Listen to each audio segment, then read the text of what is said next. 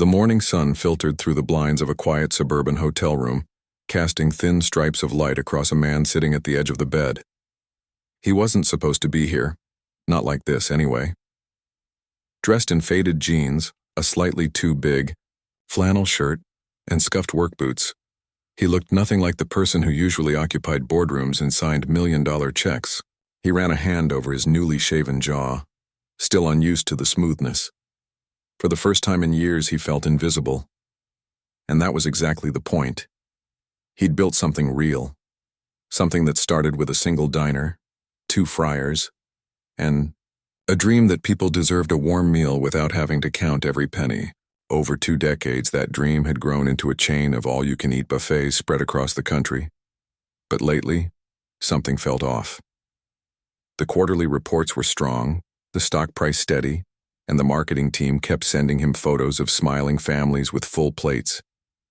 Yet every time he walked into one of his own restaurants in his usual suit and tie, the staff stiffened, the managers rushed over with rehearsed speeches, and customers suddenly became unnaturally polite. He wasn't seeing his business. He was seeing a performance. That's why he'd decided to disappear for a few days. No assistants, no alerts, no VIP treatment. Just him, a fake name, and a hunger to see what his company really looked like when no one was watching. He grabbed a worn baseball cap from the nightstand, pulled it low over his forehead, and checked himself in the mirror one last time. Good. He looked like any other guy grabbing lunch on his day off. Maybe a mechanic, maybe a retired teacher, maybe someone just trying to stretch his paycheck. He slipped a few crumpled bills into his pocket, left his phone in the room, and walked out into the crisp autumn air. The buffet he chose wasn't one of the flagship locations. It was a mid-sized branch in a strip mall, the kind that buzzed with regulars but rarely made headlines. He'd picked it precisely because it was ordinary. As he approached, he saw the familiar sign, bright yellow letters over a red awning, but the paint was chipped near the corner and the landscaping needed trimming. Small things maybe, but they added up. Inside, the lunch rush was just beginning. The air smelled of roasted chicken, garlic bread, and something faintly sweet, maybe apple pie. Families filled the booths, seniors gathered at corner tables, and a few solo diners sat with newspapers or phones. He grabbed a tray and joined the line, keeping his eyes down, moving slowly like he had nowhere else to be. The food looked mostly fresh, though the steam table holding the mashed potatoes was running low, and the broccoli looked a little too soft. He piled a modest plate, some roasted chicken, a scoop of rice, a few carrots, and found a seat near the back, close enough to observe but far enough to stay unnoticed. For the first 10 minutes, everything seemed fine. Servers moved quickly, refilling drinks and clearing plates. A young couple laughed over shared dessert. An older woman carefully wrapped leftovers in a napkin, tucking them into her purse with practiced ease. Then he saw him. Near the dessert station, an elderly man stood hesitantly, tray in hand. He was thin with a slightly stooped posture and clothes that had seen better days. A faded cardigan, patched slacks, shoes worn at the heel. He glanced around as if unsure whether he was allowed to ask. Finally, he approached one of the servers, a young woman with a tight bun and a name tag that read, Tina. "Excuse me," the man said softly, voice barely above a whisper. "Would it be all right if I had a little more soup? The chicken noodle, if there's any left?" Tina didn't look up from her clipboard. "We're running low," she said flatly, "and it's almost time to refresh the line anyway." The man nodded quickly, as if he'd expected that. "Oh, of course, I understand. Thank you anyway." But just as he turned to walk away, Tina muttered something under her breath, just loud enough for those nearby to hear. Some people act like this is a shelter. All you can eat doesn't mean all you can take home. A few nearby staff members exchanged glances. No one laughed, but no one corrected her either. The elderly man kept walking, head slightly lower, and found a seat 2 tables down from the CEO. The CEO froze, fork halfway to his mouth. His chest tightened. It wasn't just the words, it was the tone. Cold, dismissive, as if the man's hunger was a personal inconvenience, not a human need. He watched as the older man ate slowly, deliberately, making every bite count. He didn't take seconds.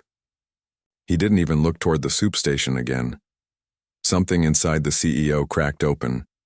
He remembered his own father years ago, standing in line at a soup kitchen after losing his job. He remembered the shame in his eyes, the way he'd whisper, "Just for a little while, son. Just until things turn." He remembered vowing that if he ever had the chance, he'd build a place where no one felt that shame, where a full plate wasn't a luxury, but a given. And now, in one of his own restaurants, that promise had been broken.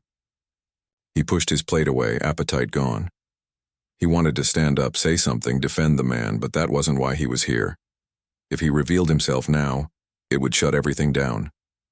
Staff would panic, stories would be rehearsed, and the truth would vanish like steam from a cooling pot. No, he needed to see more, understand more. So he stayed quiet, watched, listened. Over the next hour, he noticed other things. The way Tina snapped at a busboy for spilling a drop of water. The way the manager, a man with a Bluetooth earpiece, permanently in his ear, spent more time texting than checking on customers. The way expired stickers on the salad bar went unnoticed. The way staff whispered about time wasters who stayed too long or asked for refills. But he also saw kindness. A dishwasher, older and quiet, refilled the water pitcher without being asked. A cook slipped an extra roll onto the tray of a young mother juggling 2 toddlers. These moments were small, almost invisible, but they were there. When the lunch crowd thinned, the CEO paid in cash, left a generous tip under his plate, and walked out. The autumn air felt colder now. He didn't head back to the hotel right away. Instead, he wandered into a nearby park and sat on a bench beneath a maple tree, its leaves turning gold. He thought about the man in the cardigan. Who was he? Did he come here often? Did he have family? Was this his one hot meal of the day? He pulled out a small notebook he'd brought, not for business plans, but for observations. In neat handwriting, he wrote, "We measure success in covers per hour, not in dignity served." Back at the hotel that evening, he called his assistant, not to check emails, but to request personnel files for the location he'd visited. He wanted to know who Tina was, how long she'd worked there, whether she'd ever received customer complaints. He also asked for the store's staffing schedule, food waste reports, and recent mystery shopper scores. Within an hour, the documents arrived via encrypted email. As he read, a pattern emerged. Tina had been there 3 years, high sales numbers, she pushed drinks and desserts aggressively, but buried in old HR notes were 2 written complaints, one from a customer who said she spoke to me like I was trash, another from a coworker who accused her of hoarding tips. Both had been dismissed with a note. High performer, minor interpersonal issues. The CEO stared at the screen. When did high performer become an excuse for cruelty? He thought about his company's core values, printed on every employee handbook.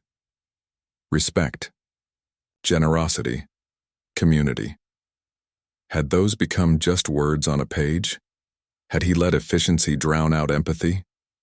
He lay back on the bed, hands behind his head, staring at the ceiling. Tomorrow he'd go back. Not as a customer, but as someone trying to understand. Maybe he'd sit near that older man again. Maybe he'd strike up a conversation. Maybe he'd learn his name. Because names mattered. People mattered. And somewhere along the way, his company had started treating customers like numbers on a spreadsheet instead of human beings with stories, struggles, and simple needs. Like a second bowl of soup on a cold day. He turned off the light and closed his eyes, but sleep didn't come easily. In his mind, he kept hearing that muttered comment, sharp as a knife. And beneath it, quieter but stronger, the echo of his father's voice. Build something that feeds more than just the stomach. Morning came too soon. He showered, dressed in the same clothes, and walked back to the buffet. This time he didn't grab food right away. He stood near the entrance, watching the flow of people, how they greeted each other, how they moved through the line, how they found their seats. And then he saw him again, the man in the cardigan waiting patiently in line, tray in hand, eyes fixed on the soup station. The CEO took a deep breath. Today, He wouldn't just watch. Today, he'd listen, not just to what was said, but to what was left unsaid. Because sometimes the most important truths hide in the silence between words. And maybe, just maybe, he'd find a way to make things right. Not with a grand gesture, but with a single act of real human kindness. Starting with himself. The buffet was quieter this time, mid-morning before the lunch rush. Fluorescent lights hummed softly overhead, and the scent of cleaning solution mixed with the faint leftover aroma of yesterday's roasted vegetables. The CEO stood near the drink station, pretending to study the soda choices while keeping an eye on the man in the cardigan. He'd arrived early just after the doors opened and now sat alone at a corner booth, hands folded around a steaming cup of coffee. The CEO grabbed a small plate, just a roll and a banana, and walked slowly toward the empty seat across from him. He didn't ask. He just smiled slightly and gestured to the chair. The man looked up surprised, then nodded. "Go ahead," he said, voice gentle like someone used to making room for others. They sat in silence for a moment. Outside, a delivery truck rumbled past. Inside, a dishwasher clattered in the back. The CEO took a bite of his roll, chewed slowly, then said, "You come here often?" The man gave a small shrug. "Once a week. Tuesdays, if I can manage it." "Good day for it," the CEO replied. "Less crowded. That's part of it," the man said, stirring his coffee with a plastic spoon. "But mostly, it's warm in here." And quiet enough to think. The CEO didn't push, he waited. Sometimes silence invites truth better than questions. After a while, the man spoke again. "My wife used to love buffets. Said it reminded her of church potlucks. Everyone sharing, no one turned away." He paused, eyes distant. "She passed last spring, cancer, quick but not kind." "I'm sorry," the CEO said, and meant it. "Thank you." The man looked down at his hands, thin, veined, but steady. "After she was gone, the house got too big, too quiet. So I started walking, found this place by accident. Liked that no one asked questions. You pay your money, you eat your meal, no pity, no fuss." The CEO felt a lump rise in his throat. This wasn't just about food. It was about dignity. About belonging in a world that often forgets people once they stop being useful. "You ever ask for seconds?" he asked gently. The man chuckled, but there was no joy in it. "Used to, not anymore. Learned my lesson." He didn't elaborate, but his eyes flicked toward the serving line, where Tina was restocking fruit cups with brisk efficiency. The CEO nodded. He understood. They talked a little more. About the weather, about how grocery prices kept climbing, about how hard it was to find a doctor who took his insurance. The man spoke without bitterness, just quiet resignation. He wasn't looking for help. He was just sharing his truth, like handing over a worn photograph and saying, "This is my life." When the man finally stood to leave, carefully folding his napkin, placing his tray on the return cart, the CEO watched him walk out, shoulders slightly hunched against the wind. He felt a strange mix of admiration and shame.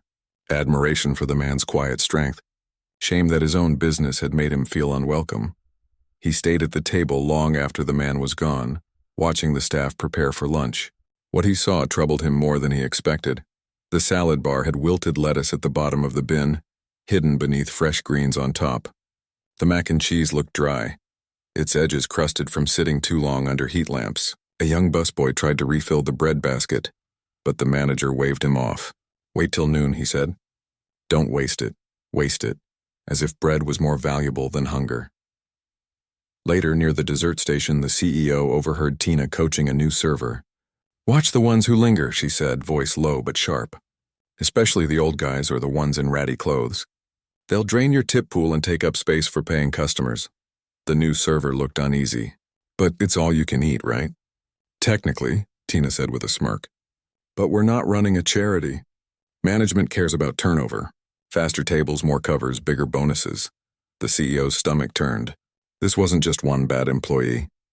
This was culture. And culture starts at the top. He spent the rest of the day moving through the restaurant like a ghost, sitting at different tables, listening to snippets of conversation, watching how staff treated different kinds of customers. A well-dressed couple got immediate refills and warm smiles. A mother with 3 kids was met with tight-lipped patience. A man in work boots who asked for extra gravy was told, "We're not a soup kitchen." But then there was Luis. Luis was the dishwasher, the quiet man the CEO had noticed the day before. He didn't speak much, but his eyes missed nothing. When the elderly man had been mocked, Luis had paused for just a second, jaw tightening. Later, when the man came back for coffee, Luis had quietly filled his cup without being asked. And when the man left his tray, Luis made sure it was cleared gently, not tossed like trash. During a lull in the kitchen, the CEO lingered near the dish station, pretending to wait for a refill. Luis nodded politely but didn't engage until the CEO said, "You've got a good eye for people." Luis looked surprised. "Just doing my job," he said in accented English. "Most people think your job is washing plates," the CEO said softly. "But I think it's more than that." Luis studied him for a long moment, then gave a small, knowing smile. "Maybe," he said, "but kindness doesn't show up on the schedule." That night, back in his hotel room, the CEO couldn't sleep. He spread the personnel files across the bed. Tina's record was clear on paper. Efficient, punctual, high upsell numbers. But the human cost wasn't listed. Neither was Luis's quiet decency. He pulled out his notebook again. This time he wrote, "We reward speed, not soul." He thought about the retired teacher, the man who came for warmth as much as food. He thought about Luis, who saw people when others only saw problems. And he thought about himself sitting in boardrooms while his values eroded one policy at a time. The next morning he returned to the buffet again. This time he didn't sit near the back. He chose a table right in the middle where he could see everything. And he watched as the elderly man walked in, same cardigan, same careful steps. But something was different. As the man approached the soup station, Tina was there, arms crossed. "We're out," she said before he even asked. The man nodded quickly. "Oh, of course." But then Luis appeared holding a small pot. "I saved some," he said quietly, ladling a generous portion into the man's bowl. "Fresh batch. From this morning." Tina shot Luis a look, but he didn't flinch. He just handed the bowl to the man with a nod. The CEO's chest swelled. Not with anger this time, but with hope. After the man sat down, the CEO walked over. "Mind if I join you again?" The man smiled faintly. "Company's nice." They ate in comfortable silence for a while. Then the man said, "You're not from around here, are you?" "No," the CEO admitted. "But I've been thinking a lot about this place." "Why's that?" "Because it used to mean something," the CEO said carefully. "And I think it's forgotten." The man looked at him, really looked at him as if seeing past the flannel shirt and baseball cap. "Places don't forget," he said softly. "People do." Those words stayed with the CEO all day. People do. That afternoon, he called his head of operations. Not to complain, not to fire anyone yet, but to ask a question. When did we stop training our teams to see people and start training them to see profit per seat? The silence on the other end said everything. He knew what he had to do, but it wouldn't be enough to fire one server or rewrite a policy. Real change had to come from the inside, from leadership that remembered why they started in the first place. As he left the buffet that evening, he passed the elderly man one last time. They didn't speak, just a nod, a silent understanding. The CEO walked back to his hotel under a sky streaked with orange and purple. He wasn't just a businessman anymore. He was a witness. And witnesses have a responsibility to speak, to act, to restore what's been lost. He didn't know exactly how he'd fix it yet, but he knew this. The next time he walked into one of his restaurants, it wouldn't be as a stranger in disguise. It would be as someone ready to rebuild, not just a business, but a promise. A promise that no one should ever feel ashamed for being hungry. The third morning dawned gray and damp, the kind of day that makes you want to stay under the covers. But the CEO was already up, pacing the small hotel room with a cup of too strong coffee in hand. He hadn't slept much. The words from the retired teacher kept circling in his mind. Places don't forget. People do. He kept thinking about Luis, too, the quiet dishwasher who'd saved soup not because he had to, but because it was the right thing to do. That small act of decency had lit something inside him, like a pilot light flickering back to life. He knew today would be his last day undercover. After this, he'd have to step back into his real role, the one with the title, the office, the responsibility. But before he did, he needed to see the full picture. Not just the cruelty, not just the kindness, but everything in between. The messy, complicated truth of how his company actually ran when no one was watching. He arrived at the buffet just after opening. The morning crew was setting up, wiping tables, filling condiment dispensers, turning on the warming trays. The air smelled of bleach and yesterday's grease, not yet covered by the comforting sense of lunch. He took a seat near the window, ordered black coffee, and watched. Tina was already there, barking orders at a new busboy who'd stacked the clean glasses unevenly. "Do it again," she snapped. "Customers notice. And when they notice, they complain. And when they complain, my numbers drop." The boy nodded quickly, eyes down, and redid the stack with trembling hands. But then Luis walked in, carrying a crate of clean silverware. He didn't say anything to Tina, just gave the busboy a quiet nod as he passed. That small gesture seemed to steady the boy. He stood a little straighter. The CEO sipped his coffee, thinking. It wasn't that Tina was evil. She was just trained. Trained to see customers as metrics, staff as cogs, and kindness as wasted time. And who had trained her? Him.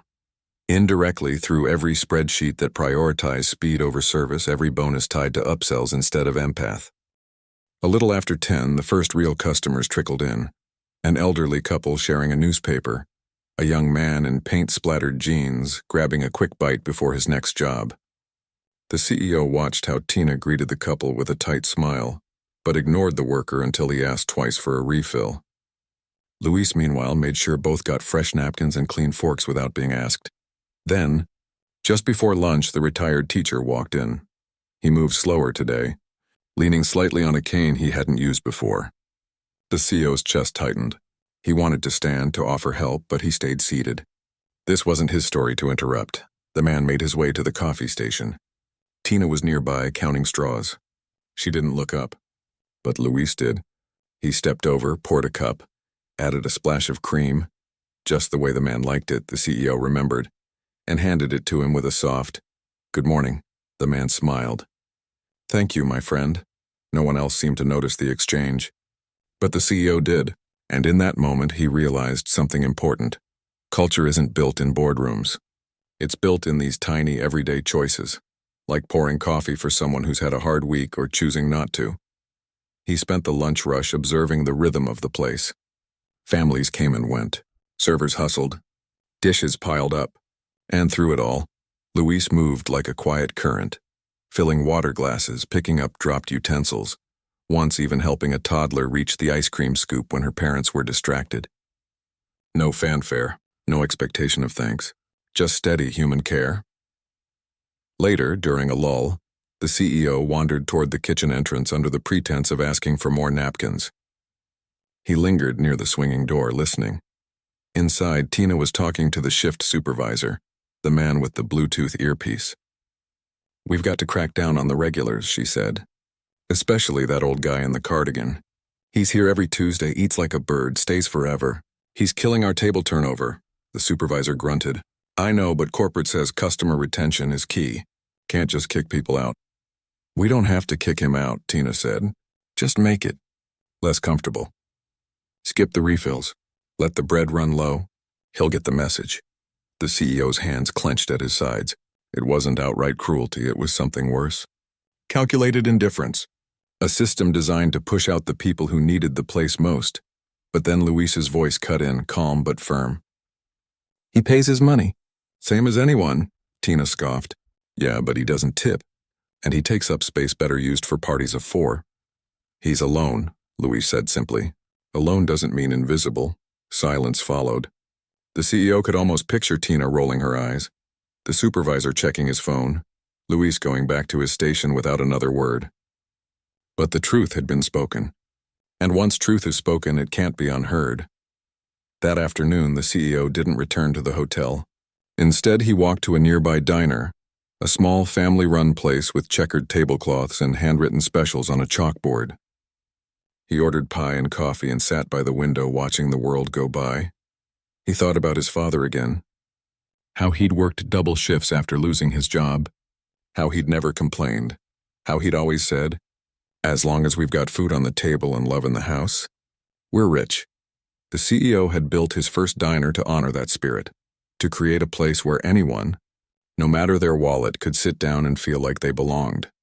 Somewhere along the way, he'd let that vision get buried under profit margins and performance reviews. He pulled out his notebook.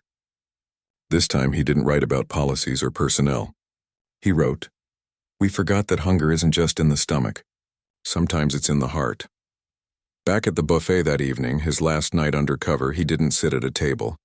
He stood near the entrance watching people leave. A young couple holding hands. A group of teenagers laughing over dessert. The retired teacher walking slowly toward the bus stop, cane tapping softly on the pavement. And then he saw Luis clocking out, pulling on a worn jacket. On impulse, the CEO followed him. Not closely, just enough to see where he went. Luis walked 3 blocks to a modest apartment complex, climbed the stairs to the second floor, and knocked on a door. An older woman answered, smiling. She hugged him tightly. A child's voice called from inside. Luis stepped in and the door closed behind him. The CEO stood on the sidewalk for a long time. He didn't need to know the details. He could guess maybe Luis's mother, maybe his sister, maybe someone he was helping. What mattered was this. Luis carried kindness not just to work, but home. It wasn't a performance, it was who he was. That night, in the quiet of his hotel room, the CEO made a decision. He wouldn't just fix the problems he'd seen. He'd rebuild the foundation, not with memos or mandates, but with meaning. He called his assistant again. "Cancel my meetings for the next week," he said. "I'm coming back, and I need you to gather every store manager, every regional lead, every training coordinator. I want them all in one room. No excuses." He paused, then added, "And find out everything you can about Luis. Not for punishment, for recognition." He hung up and stared out the window at the city lights. Tomorrow he'd walk into that buffet not as a stranger, but as the person responsible. He'd look Tina in the eye, not with anger but with sorrow. He'd thank Luis not with a bonus but with respect. And he'd make sure the retired teacher never had to wonder if he was welcome again. Because businesses don't fail when profits dip. They fail when they lose their soul, and his, it was still there, faint maybe, but flickering, waiting to be fed. He packed his few belongings, folded the flannel shirt he'd worn for 3 days, and placed his baseball cap on the nightstand. The disguise was done. The real work was about to begin. As he turned off the light, he thought of the empty chair at the buffet, the one the retired teacher always sat in. Soon he'd make sure that chair meant something, not just a place to sit, but a promise. You belong here. And this time he'd keep it. The morning air was crisp, sharp, with the kind of clarity that comes after days of uncertainty. The CEO stood outside the buffet, not in faded jeans and a baseball cap, but in a simple dark sweater and clean slacks, clothes that said, "I belong here," without shouting it. He didn't walk in with fanfare, no entourage, no announcement, just him, a quiet breath and the weight of everything he'd seen. Inside, the lunch rush hadn't started yet. Staff milled about, resetting tables, filling ice bins, laughing over the last of the morning coffee. Tina was at the register, counting the till. Luis was in the back, already washing the first wave of breakfast dishes. The retired teacher wasn't there yet, but his usual booth sat empty, waiting. The CEO stepped inside. At first, no one noticed. Then a busboy froze mid-wipe. A server dropped a stack of menus. Tina looked up and her face went pale. He didn't smile. Didn't scowl.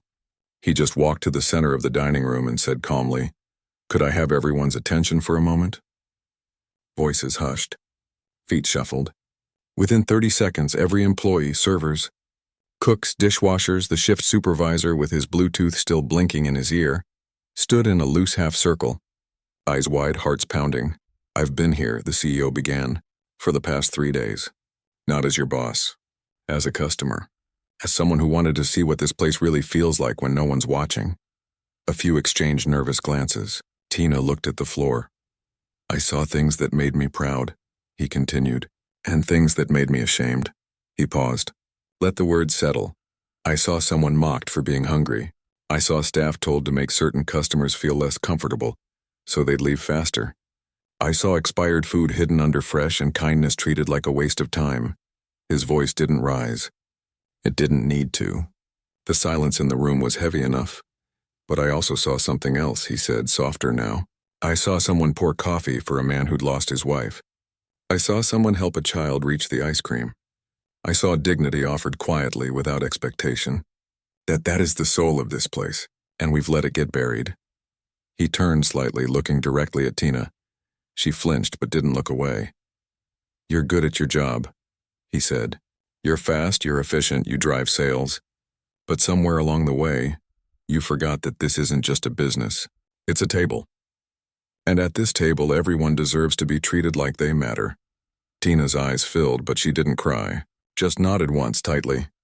You're suspended for 1 week, he said, not as punishment, but as a chance to reflect. When you come back, you'll go through a new training program, not on upselling, on empathy, on seeing people, not just plates. Then he turned to the shift supervisor. You knew what was happening. You didn't stop it. You'll be reassigned to a support role in operations, away from direct customer service until you can prove you understand what this company stands for. The man opened his mouth to protest, then closed it. He'd seen the look in his boss's eyes. This wasn't negotiable. Finally, the CEO turned toward the kitchen. Luis, he called gently. Luis stepped out, wiping his hands on a towel, expression unreadable. The CEO walked over and extended his hand. You didn't know who I was, but you treated people like they mattered anyway. That's not just good service, that's character. He paused, then said, effective immediately, you're promoted to shift lead. You'll help redesign how we train new staff, not just on tasks, but on values. Luis didn't smile right away. He just looked at the CEO for a long moment as if measuring his sincerity. Then he shook his hand. Thank you, he said simply. I'll do my best. The CEO nodded. I know you will. But he wasn't done. He turned back to the group. Starting today, we're changing how we measure success. No more bonuses based only on speed or drink sales. From now on, every location will be evaluated on something we've ignored for too long. Kindness. He explained his new idea, the empty seat program. Every restaurant would reserve 1 table, every day, for someone in need. No questions asked. No proof required. If someone walks in looking like they could use a warm meal and a quiet place to sit, they get a seat. Full stop. And we'll train every employee, he said, to recognize that hunger isn't always about food. Sometimes it's about loneliness, about dignity, about feeling like you still belong in the world. A young server raised her hand timidly. What if someone abuses it? Takes advantage? The CEO didn't hesitate. Then we fed someone who needed it. That's not abuse. That's the point. He looked around the room. I didn't build this company to make rich people feel full.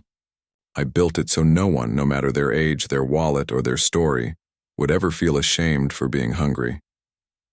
After the meeting, the staff slowly returned to their stations, quiet, thoughtful. The CEO didn't leave, he stayed. He walked over to the soup station, picked up a ladle, and began refilling the chicken noodle pot himself. A few minutes later, Luis joined him, not saying a word, just working beside him like they'd done it 100 times. Then the door opened. The retired teacher stepped in, cane in hand, eyes tired but steady. He stopped short when he saw the CEO standing there. Recognition flickered, not of his face but of his presence. Something had changed. The CEO walked over. Good to see you, he said. The man nodded slowly. You're not a customer anymore, are you? No, the CEO said. I'm the one who should have been paying attention all along. He gestured to the booth. Your seat's waiting. This time, when the man went to the soup station, Tina wasn't there. But the pot was full, fresh, steaming. And beside it, a small note in Luis's handwriting. Extra noodles on request. The man smiled, just a little, and filled his bowl. Later that afternoon, the CEO sat with him again. No disguise, no pretense. Just 2 men sharing a table. I heard what you said today, the man said quietly, about the empty seat. It's for people like you, the CEO replied. People who deserve more than a meal. They deserve respect. The man looked down at his hands, then back up. You know, I used to teach history. Told my students that civilizations aren't judged by their wealth or their buildings, but by how they treat the least among them. He paused. Maybe your company's about to write a better chapter. The CEO didn't answer right away. He just watched as Luis brought over a fresh slice of apple pie on the house and set it gently in front of the man. I hope so. he finally said. That evening, as the sun dipped below the rooftops, the CEO walked through the restaurant one last time before leaving. He saw servers asking elderly guests if they'd like more coffee. He saw a cook pack extra bread for a mother with tired eyes. He saw Tina, still on duty during her notice period, quietly refilling a water glass for a man in worn shoes. No eye roll, no sigh. Change wouldn't happen overnight. But it had begun. Back in his car, he didn't call his assistant. He didn't check emails. He just sat for a moment, watching the lights of the buffet glow against the twilight. It looked different now. Not just a business. A promise. Being kept. And for the first time in years, he felt like he was exactly where he was supposed to be. 6 weeks had passed since the CEO walked into the buffet not as a stranger, but as himself. The air outside was colder now, the trees bare and the streets lined with the quiet hush of early winter. But inside the restaurant, something warm had taken root. He hadn't come back right away. He'd given space for changes to settle, for new habits to form, for trust to grow. But today felt right. He wore the same dark sweater as before, no disguise needed. This time he didn't stand in the center of the room or call a meeting. He just walked in like any other guest, tray in hand, and joined the lunch line. The difference was immediate. The salad bar was fresh, labels clearly marked with prep times. The steam trays held generous portions, and the staff moved with purpose but not panic. At the dessert station, a new sign read, "Take what you need. Leave room for kindness." It wasn't corporate jargon. It was handwritten in Luis's careful script. And there in the corner booth, the one by the window, the retired teacher sat with a full plate and a cup of coffee. He looked better, less tired. His cardigan was still worn, but his posture was straighter, his eyes brighter. When he saw the CEO, he didn't look surprised, just smiled and gestured to the seat across from him. "You're back," he said. "I am," the CEO replied, setting down his tray. "Couldn't stay away." They ate in comfortable silence for a while, the kind that only comes between people who've shared something real. Outside, a light snow began to fall, dusting the parking lot in soft white. "I heard about the empty seat program," the man said after a while. "Saw it on the local news. Said your company rolled it out to every location. It's spreading faster than I expected," the CEO admitted. "Other restaurants are copying it. Not the name, but the idea. That's what matters," the man nodded. "People are hungry for more than food these days. They're hungry to be seen." Just then Luis approached, not in an apron but in a clean uniform with a small shift lead pin on his chest. He carried 2 mugs of hot cider. "Thought you might like this," he said, placing one in front of each of them. "Homemade, cinnamon and apple peel." The CEO looked up at him. "You're doing good work." Luis shrugged, but his eyes shone. "Just reminding people what this place was meant to be." He walked away, pausing to help a young couple with a stroller navigate the crowded aisle. No rush, no impatience, just steady care. The CEO watched him go, then turned back to the man across the table. "I wanted to thank you," he said quietly. "For what?" "For showing me what I'd forgotten. That running a business isn't about numbers on a screen. It's about the person sitting alone in the corner, wondering if they still belong." The man stirred his cider slowly. "You didn't need me to remember that. You just needed to stop long enough to listen." They talked for a while, about how the program had brought new faces into the restaurant. A single mother who came in after her night shift, a veteran who ate quietly every Thursday, a teenager who sometimes sat for hours with a notebook, writing poems. No one asked questions. No one rushed them. They just got a seat, a meal, and space to breathe. Later, as the lunch crowd thinned, the CEO walked through the dining room, not as an inspector, but as a guest. He saw a server kneel to tie the shoelace of a wobbly toddler. He saw a cook pack a to-go container for an elderly woman who said she'd save half for tomorrow. He saw Tina, back from her suspension, carefully refilling a water glass for a man in a threadbare coat.